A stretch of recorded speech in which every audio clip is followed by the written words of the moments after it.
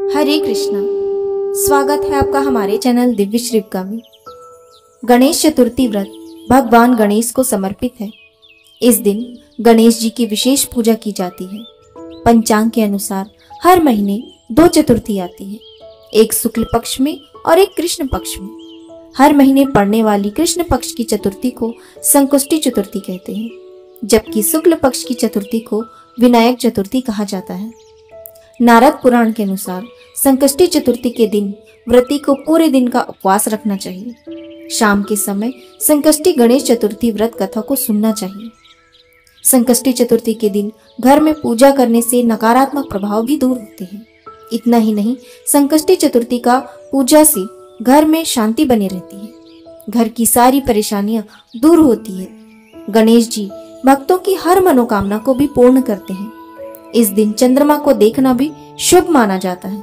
सूर्योदय से शुरू होने वाला संकष्टी व्रत चंद्र दर्शन के बाद ही समाप्त होता है। साल भर में 12 से 13 संकष्टी व्रत रखे जाते हैं। हर संकष्टी व्रत की एक अलग कहानी होती है। आइए इस माह की अर्थात चैत्र माह की संकष्टी व्रत की कथा सुनते हैं। एक समय कैलाश पर्वत में माता पार्वती तथा श्री गणेश जी महाराज विराजमान थे।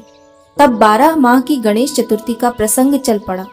पार्वती जी ने पूछा कि हे पुत्र, चैत्र कृष्ण चतुर्थी को गणेश की पूजा कैसी करनी चाहिए?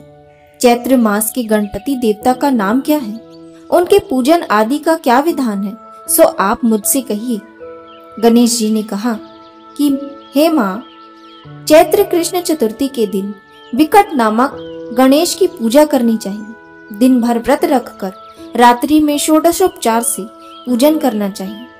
ब्राह्मण भोजन के बाद स्वयं व्रती को इस दिन पंचगव्य पान करके रहना चाहिए। ये व्रत संकट नाशक है।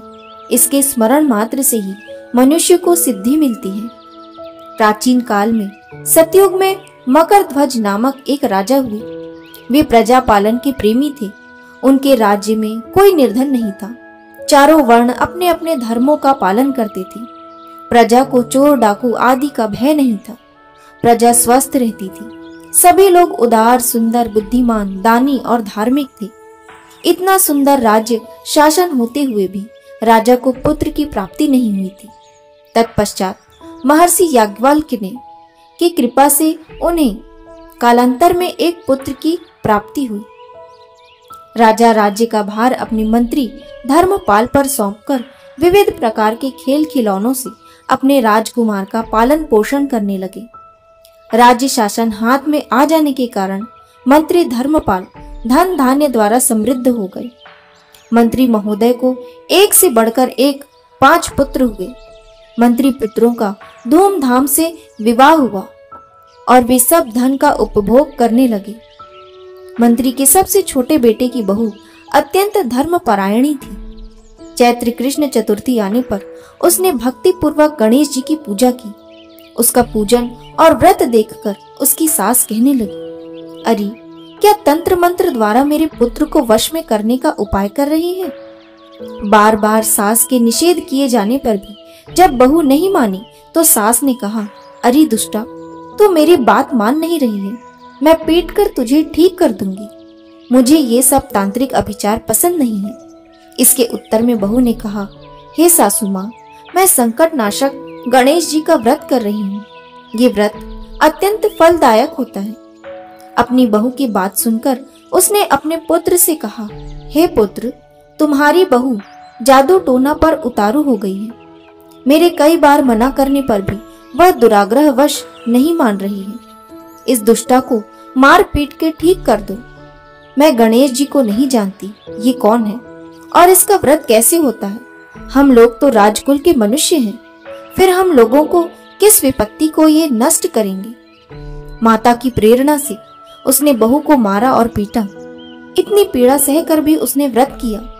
पूजन के पश्चात वह गणेश जी का स्मरण करती हुई उनसे प्रार्थना करने लगी कि हे भगवान, हे जगतपति, आप हमारे सास ससुर को किसी प्रकार का कष्ट दीजिए। हे गणेश्वर, जिससे उनके मन में आपके प्रति भक्ति भाव जागृत हो। गणेश जी ने सबके देखते ही देखते राजकुमार का अपहरण करके मंत्री धर्मपाल के महल में छिपाकर रख दिया। बाद में उसके वस्त्र आभूषण आदि उतारकर राजमहल में फेंक दिए और स्वयं अंतर्ध्यान हो गए। इधर राजा ने अपने पुत्र को शीघ्रता से पुकारा, परंतु कोई प्रत्युत्तर न मिला। फिर उन्होंने मंत्री के महल में जाकर पूछा कि मेरा राजकुमार कहाँ चला गया? महल में उसके सभी वस्त्राभूषण तो हैं, लेकिन राजकुमार कहाँ चला गया? किसने ऐसा निंदनीय कार्य किया है? हाय, मेरा राजकुमार कहाँ है? राजा की बात सुनकर मंत्री ने उत्तर दिया, हे राजन, आपका चंचल पुत्र कहाँ चला गया, इसका मुझे पता नहीं है। मैं अभी नगर, बाग बगीचे आदि सभी स्थानों में खोज कर आता हूँ। इसके बाद राजा नौकरों, सेवकों आदि से कहने लगे, हे अंगरक्षकों, मंत्रियों, मेरे पुत्र का शीघ्र पता लगाएं। राजा का आदेश पाकर दूत लोग सभी स्थानों में खोज करने लगे। जब कभी भी पता न लगा तो आकर राजा से डरते डरते निवेदन किया कि महाराज, अपहरणकारियों का कहीं सुराग नहीं मिला। राजकुमार को आते जाते भी नहीं देखा। उनकी बातों को सुनकर राजा ने मंत्री को बुलवाया। मंत्री से राजा ने पूछा कि मेरा राजकुमार कहाँ है? हे धर्मपाल, मुझसे साफ साफ बता दे कि राजकुमार कहाँ है। उसके वस्त्राभूषण तो दिखाई पड़ते हैं, केवल वही नहीं है। अरे नीच, मैं तुम्हारा वध कर डालूंगा, तेरे कुल को नष्ट कर दूंगा, इसमें जरा भी संदेह नहीं है। राजा द्वारा डांट पड़ने पर मंत्री चकित हो गया। मंत्री ने सर झुकाकर कहा, हे भूपाल, मैं पता लगाता हूँ। इस नगर में बालक अपहरणकर्ताओं का कोई गिरोह भी नहीं है और न ही डाकू आदि रहते हैं। फिर भी हे प्रभु, पता नहीं किसने ऐसा नीच कर्म किया और ना जाने वह कहाँ चला गया। धर्मपाल ने आकर महल में अपनी पत्नी और पुत्रों से पूछा, अपनी सभी बहुओं को बुलाकर भी पूछा कि ये कर्म किसने किया है। यदि राजकुमार का पता नहीं लगा तो राजा मुझ अभागे के वंश का विनाश कर देंगे। ससुर की बात सुनकर छोटी बहू ने कहा, हे पिताजी, आप इतने चिंतित क्यों हो रहे हैं? आप पर गणेश जी का कोप हुआ है, इसलिए आप गणेश जी की आराधना कीजिए। राजा से लेकर नगर के समस्त स्त्री पुरुष, बालक वृद्ध संकट नाशक चतुर्थी का व्रत विधि पूर्वक करें तो गणेश जी की कृपा से राजकुमार मिल जाएंगे। ऐसा वचन कभी मिथ्या नहीं होगा। छोटी बहू की बात सुनकर ससुर ने हाथ जोड़कर कहा कि हे बहू, तुम धन्य हो, तुम मेरा और मेरे कुल का उद्धार कर दोगे। भगवान श्री गणेश जी की पूजा कैसे की जाती है? हे सुलक्षणी, तुम बताओ। मैं मंद बुद्धि होने के कारण व्रत के महात्म्य को नहीं जानता हूँ। हे कल्याणी, हम लोगों से जो भी अपराध हुआ हो उसे क्षमा कर दो और राजकुमार का पता लगा दो। तब सब लोगों ने कष्टनाशक गणेश चतुर्थी का व्रत आरंभ किया। राजा सहित समस्त प्रजाजनों ने गणेश जी को प्रसन्न करने हेतु व्रत किया। इससे गणेश जी प्रसन्न हो गए। सब लोगों के देखते ही देखते उन्होंने राजकुमार को प्रकट कर दिया। राजकुमार को देखकर सभी नगरवासी आश्चर्य में पड़ गए। सब लोग बहुत प्रसन्न हुए। राजा के हर्ष की तो सीमा ही नहीं रही। राजा कह उठे, गणेश जी धन्य है और साथ ही साथ मंत्री की कल्याणी बहू भी धन्य है, जिसकी कृपा से मेरा पुत्र यमराज के पास जाकर भी लौट आया।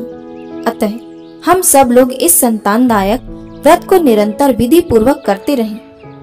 उसके बाद श्री गणेश जी बोले, हे माता, इस लोक तथा सभी लोकों में इससे बढ़कर अन्य कोई व्रत नहीं है। इसी कथा को युधिष्ठिर ने श्री कृष्ण से सुना था और इसी चैत्र कृष्ण चौथ का व्रत करके अपने खोए हुए राज्य को फिर से प्राप्त किया था। वीडियो अच्छी लगी हो तो वीडियो को लाइक, शेयर और चैनल पर नए हैं तो चैनल को सब्सक्राइब जरूर कीजिएगा। धन्यवाद।